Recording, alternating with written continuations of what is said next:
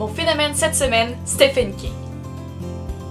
Je voudrais démystifier le fait que Stephen King est, bon oui, c'est un maître de l'horreur, mais il écrit aussi plusieurs autres livres qui ne font pas partie de la branche d'horreur normale, donc traditionnelle, donc un tueur en série, une créature, quelque chose comme ça.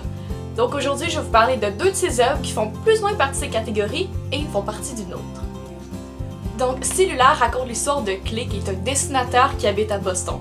Alors d'une journée qui semblait totalement normale, il va se retrouver face à l'apocalypse. En effet, à chaque fois que quelqu'un décroche son cellulaire, voulant appeler un proche ou même la police, cette personne-là est comme envahie d'un espèce de virus étrange qui les rend complètement fous et les pousse à tuer d'autres personnes.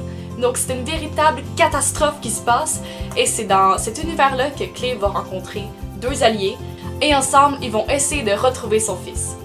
Alors pourquoi j'aime autant Cellulaire? Il y a deux raisons. Premièrement, il n'y a aucun moment qui est enlevé de Cellulaire. Donc si Clay et les alliés qu'il va trouver sont en train de marcher, cette scène ne sera pas coupée. Dans plusieurs films ou séries, on coupe les moments d'un peu lenteur, mais en fait, Stephen King tourne ça de manière très poétique et artistique. Donc ce que je trouve vraiment magnifique de Cellulaire, c'est bien ça.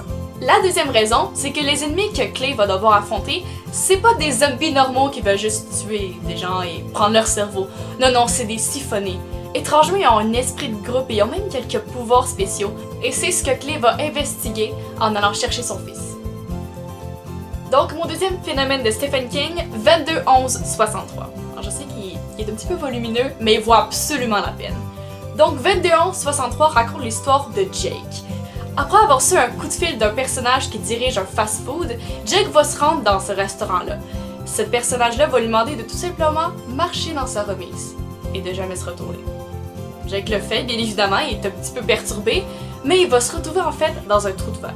Un trou de verre, c'est l'espèce de portail temporel, donc il est un endroit à un autre avec un lien.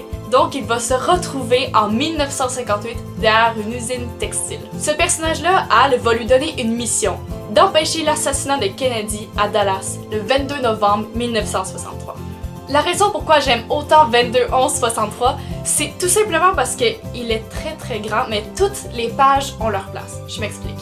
À peu près à chaque centaine de pages, Stephen King change un peu et modifie le genre.